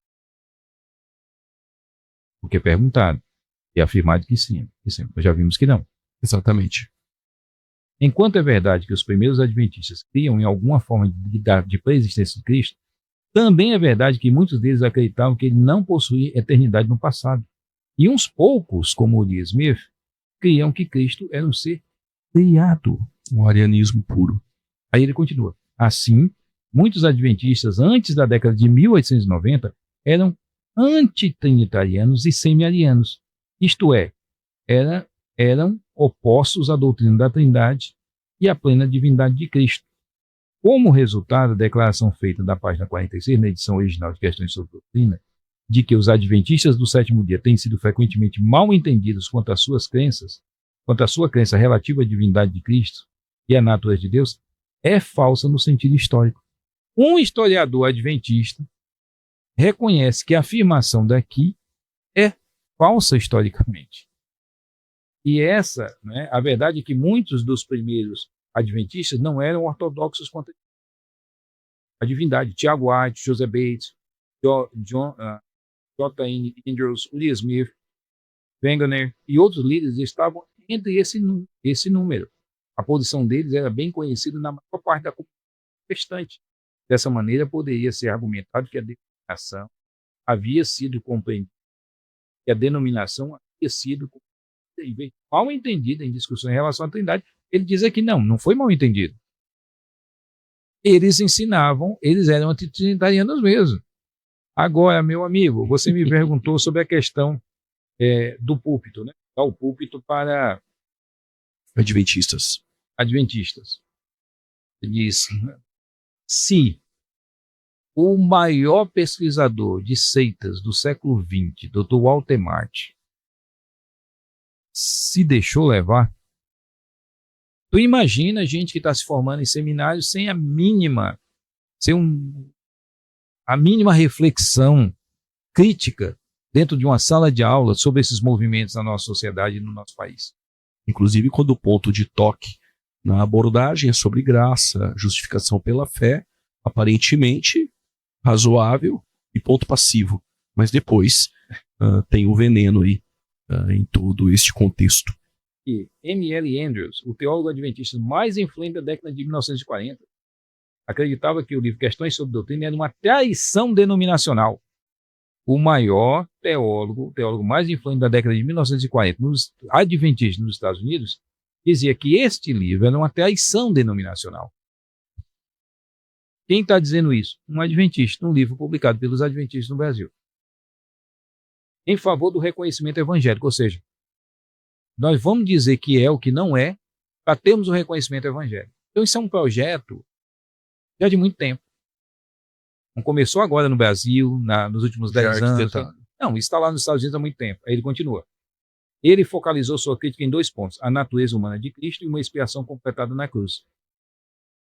Olha os 2 pontos que ele apontou como sendo distorção em detrimento de uma aproximação com os evangelhos. Olha 2 questões: a natureza humana de Cristo, que é uma coisa singular, e uma expiação completada na cruz. E ele vai continuar aqui. No primeiro desses 2 pontos, o livro fez uma mudança substancial na concepção adventista geralmente aceita. Mas o problema relacionado a uma expiação terminada está baseado em palavras, em vez de uma substância teológica. Isto é, tanto em Andreasen quanto os autores de Questões sobre Doutrina sustentavam essencialmente a mesma posição sobre a expiação na cruz e uma expiação celestial contínua, embora eles se inclinassem a expressar suas ideias de forma diferente. Então ele vai dizer que é uma apresentação desse tipo, né? Numa tentativa de apresentar algo que não era dessa forma, mas que faz essa aproximação. Contudo, a similaridade das suas crenças escapava de Anderson no fim dos anos de 1950 e o início dos anos 60. Ele ficou transtornado, especialmente com o fato de acreditar que o livro ensinava uma expiação finalizada, em vez de um sacrifício completo em um aspecto sacrificial sacrificial de expiação. Na cruz, ele vai citar outras obras. Em meus muitos anos de ensino, em minha associação considerando de professores, escreveu: eu nunca ouvi de alguém mesmo a menção de que os adventistas ensinassem ou crescem que a expiação foi realizada na cruz. Essa doutrina é estranha para eles, assim como a imortalidade da alma ou a santidade do domingo. Ou seja, o livro afirma com todas as letras que os adventistas do 7º dia afirmavam várias doutrinas como verdadeiras apenas para uma aproximação com os evangélicos. E quando a obra sai em língua portuguesa, isso tudo vem à tona. É um tiro no pé a obra. Não tem esses livros que estão aqui são livros adventistas. Esses livros são livros adventistas. Questões sobre Doutrina foi um divisor de águas dentro dessa relação evangélicos e adventistas. A maioria dos evangélicos nunca ouviu falar disso. Mas ele foi essa divisão de água. E a edição em português mostra as notas. Porque não dá tempo de a gente olhar tudo. Mas tem questões sobre a expiação que são doutrinas essenciais. Você dizer que não foi na cruz que Cristo expiou o pecado, isso não é discutível, pessoal. Isso não é discutível. Ele está dizendo que está consumado, ele está consumado ali. Está consumado, mas não está? Não está. Pastor, nós temos aí 10 minutos. O Dr. Fred Veltman, ele fez uma pesquisa sobre a vida de Cristo, enfim. E aí existe um relatório de Veltman. E nós podemos falar sobre esse relatório? O relatório Veltman surge discussão bem interessante. Teve um pesquisador, né, pessoal adventista, ele começou a pesquisar os livros adventistas, né? A literatura era um pastor adventista, quase 20 anos, né, e ele, fazendo as pesquisas, ele começou a ver, anotou muitas dessas coisas, pesquisou, fez um trabalho espetacular na década de 70, comparação textual, e questionou a igreja, né, sobre os escritos de Ellen White, a natureza dos escritos. E ele fez uma pesquisa que passava por muitos plágios, né, a ideia de que Ellen White plagiou e tudo, isso é conhecido na literatura, que ela plagiou muita coisa e tudo, e as pessoas... E isso não é discutido mais. Na época, né, ele publicou, na época houve uma relutância da igreja, ele publicou isso em forma de livro. Ele publica isso, né? Foi traduzido até para o português. A Mentira Branca foi traduzido recentemente, ano passado.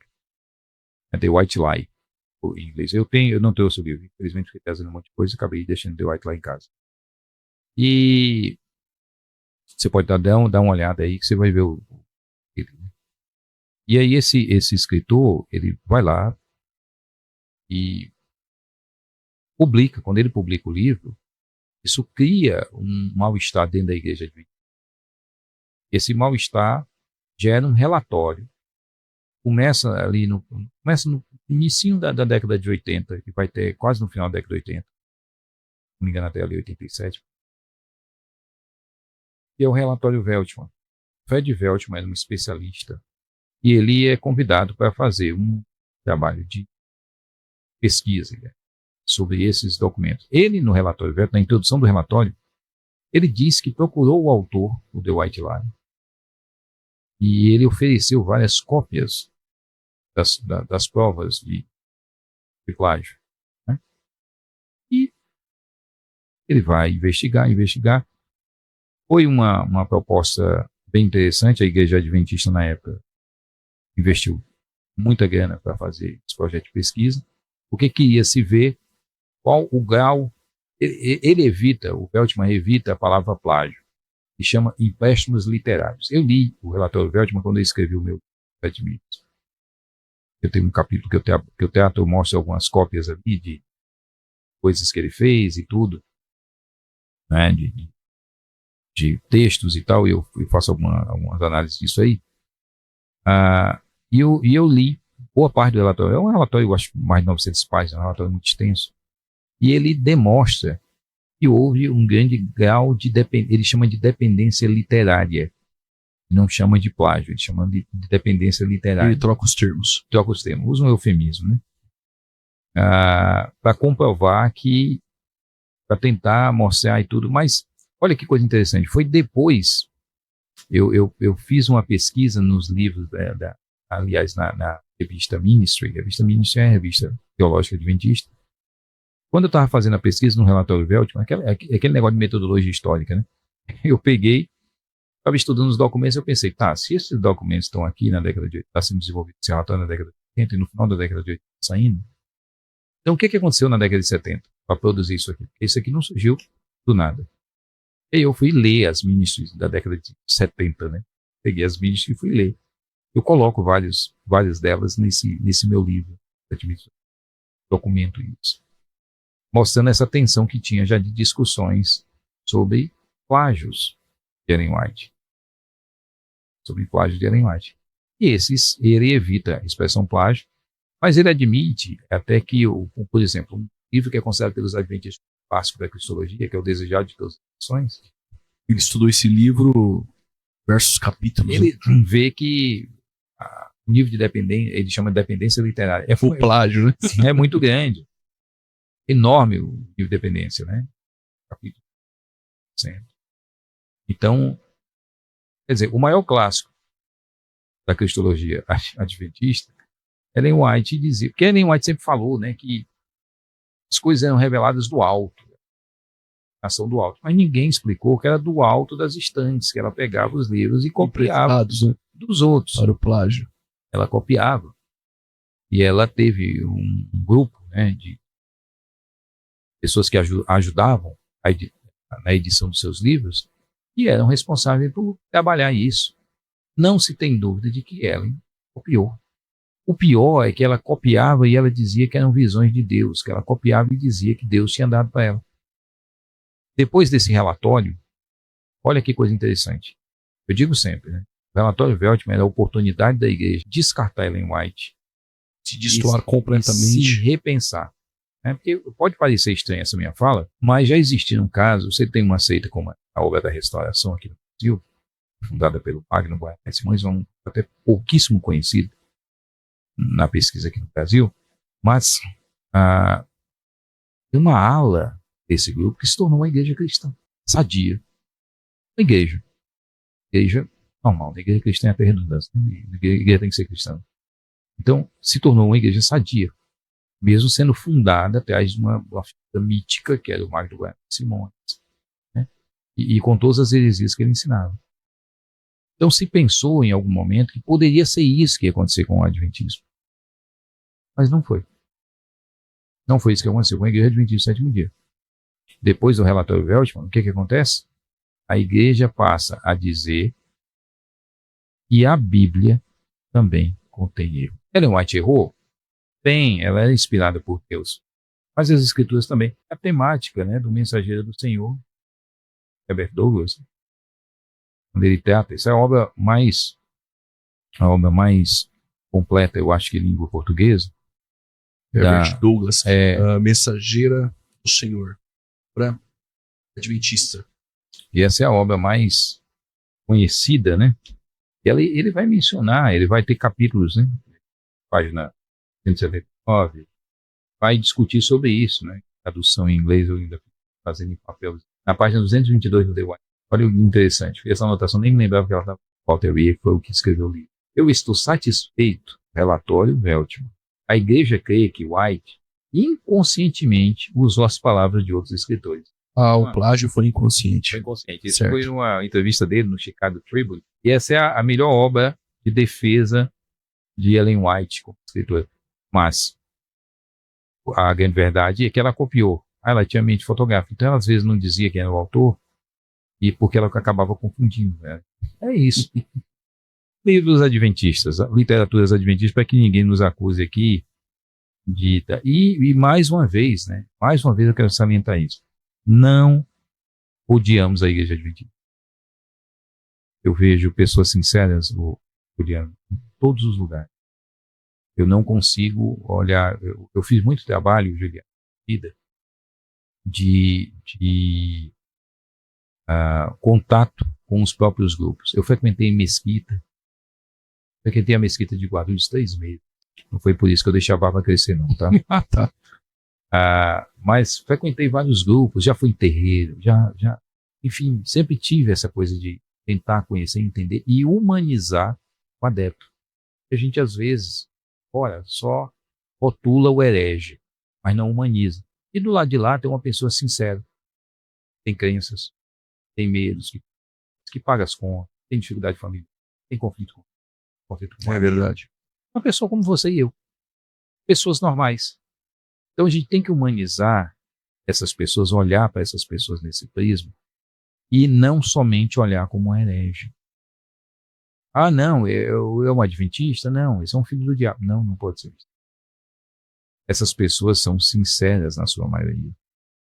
Obviamente tem aqueles apologistas, adventistas, né? Que vão pegar, não, mas não é assim, então achar uma desculpa. Mas você que é adventista sincero, você que é um adventista, né, que está aí na igreja adventista buscando a verdade, continue nessa busca da verdade. E vai olhar essas provas, Considere o que foi aqui. Considere o que foi colocado sobre essa mesa. Entendeu? Verdade. Aqui não tem ódio, aqui não tem, não, porque demonização de grupos. Não existem pessoas sinceras, mas você tem sido sincero na busca da verdade? Continue. A sinceridade nunca pode ser enterrada em busca dela. Estamos buscando a verdade. Glória a Deus. Nunca em nenhum momento se enterra. Né? Eu sou de uma denominação batista, como já te falei, e muitas vezes arranjei briga dentro da denominação por discordar de coisas que estavam erradas. Entendeu? Não, mas pastor, mas é assim, é uma briga que não vai produzir muito. Meu amigo, sua consciência está regada a quê? Entende? Então, busque a verdade e continue nessa busca sempre. Pastor, tem a questão de Jesus ser o arcanjo Miguel. Contudo, terminou nosso horário. Vamos deixar para uma próxima, se o senhor quiser. Eu poderia só ler um texto dessa Bíblia? Com certeza. Mostra essa Bíblia, só para eu ler um texto. The Clear Word Bible. Essa é a Bíblia, palavras claras. Que Bíblia é essa? Essa Bíblia foi publicada pelos Adventistas, saiu na revista Ministry, que é essa revista teológica adventista, obra em inglês. Aonde essa Bíblia toda é uma tradução a partir dos ensinos de Ellen White. Tudo que Ellen White, né? Como Ellen White via a teologia, os escritos, e aí você tem Judas 9. Ótimo. Quero só ler esse texto de Judas 9. Em contraste com esses homens infiéis, está o Senhor Jesus, também chamado Miguel Arcanjo, pois ele está sobre a inteira hoste angelical. Quando ele foi desafiado por Satã acerca da sua intenção de ressuscitar Moisés, ele não veio a Satanás com um ataque, nem fez isso, nem o condenou, né, como se estivesse zombando. Ele simplesmente disse: Deus o repreenda por reivindicar o corpo de Moisés. Agora, pegue, você adventista do sétimo dia, pegue qualquer versão que você quiser. Essa versão aí é Ellen White. Qualquer versão que você quiser da Bíblia em língua portuguesa, inglês, espanhol, que você quiser, qualquer língua moderna, e dá uma olhadinha nesse texto de Judas. E veja se você encontra isso que está aqui. Nós estamos mostrando aqui um exemplo. Meu livro, Sete Mitos, tem vários outros. Pastor, isso aí é a Bíblia. Uma Bíblia. Os adventistas dizem, não, mas essa Bíblia não é uma Bíblia que os adventistas usam e tal. Uma paráfrase expandida, né? E Ellen White adulterou o texto. Na verdade, para ser adventista precisa ler Ellen White. Se ela é o espírito de profecia, o que ela escreveu aí é inspirado para o adventismo. É uma paráfrase expandida. Sim.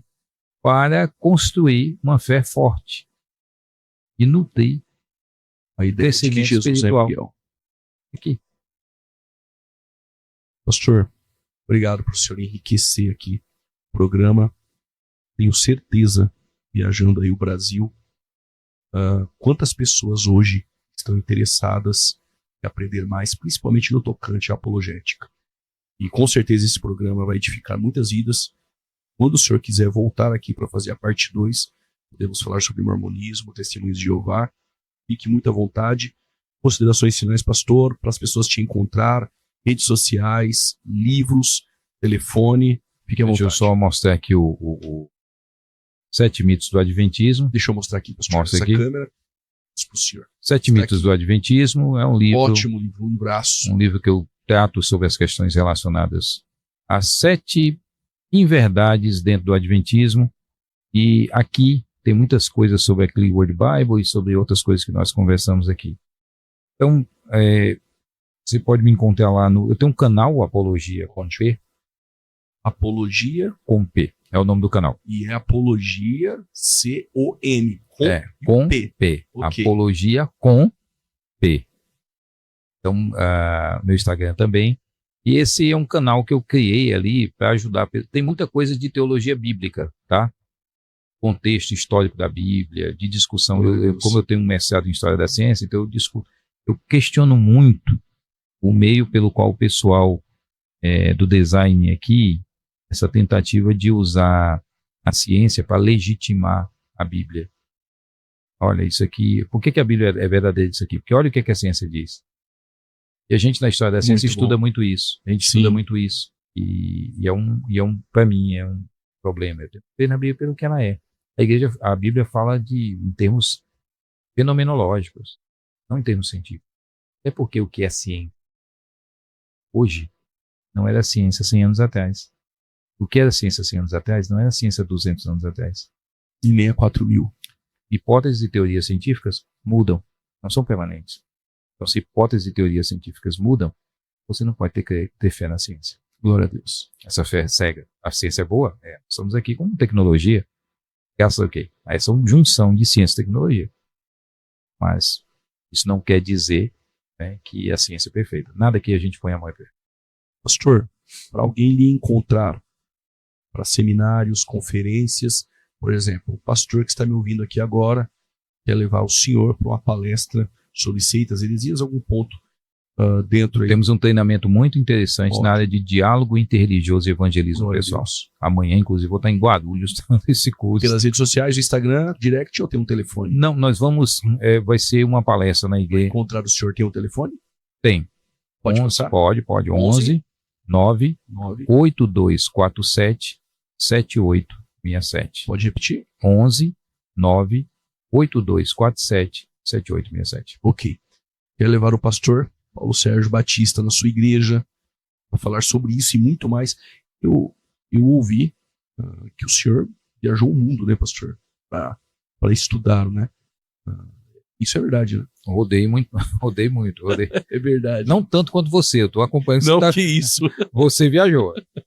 Pastor, muito obrigado. Feliz de verdade tê-lo aqui, rever o senhor, mas principalmente entrevistá-lo. O senhor é um gigante na apologética e talvez o senhor nem tenha noção quantas pessoas, através do seu ministério, o senhor tem contribuído, e aqui é uma prova viva da contribuição do seu ministério, principalmente do livro Defesa da Fé.